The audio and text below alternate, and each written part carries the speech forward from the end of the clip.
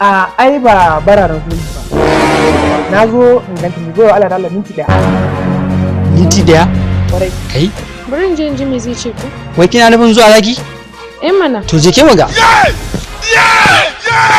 Ta tafi fa.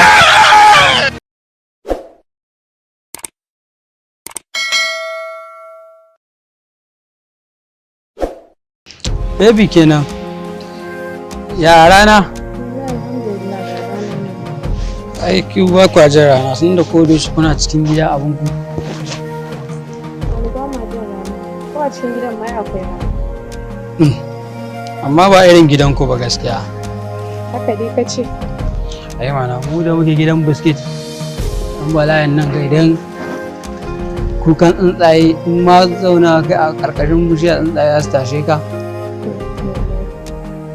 Allah yana gaya miki. Ai na ji ina misin ɗinki ya ce to ya kamata yanzu in ganki gaskiya. Ko ni ma na so kan in kira ka. Assalamu alaikum. Za mu haka zaki faɗa. Wa alaikum salam. Barka ne na wuni. Lafiya lau. Ajiya na wuni. Lafiya kai. Ina zuwa. Ya kina da wani abu na dan bashi? Wallahi ni ma ban fito da kuɗi. Ai ba bararan zuwa ba. Na zo in ganta ni goyo Allah da Allah minti daya. Minti daya? Kwarai. Kai? Bari in je in ji me zai ce ko. Wai kina nufin zuwa zaki? Mana. To je ke mu ga. Ta tafi fa. Barka dai baiwa Allah. Yau bai. Na ganki tare da wancan bawan Allah ne. Ke da kin ganshi kin san an walace ba ko sisi gare shi ba. Ba ku da kuɗi.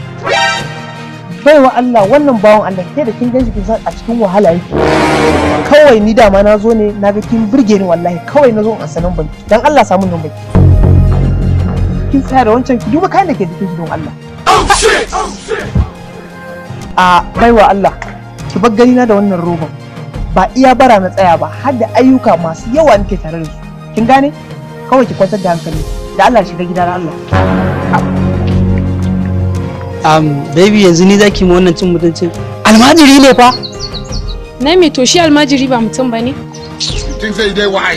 Inna lillahi wa inna. Kai. Kai.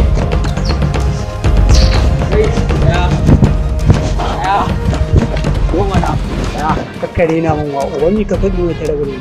Kamar ya? Kai. Kawo ya. Bari goge nan ba.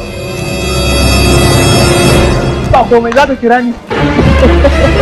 Za ta kira ni. You think say dai wai.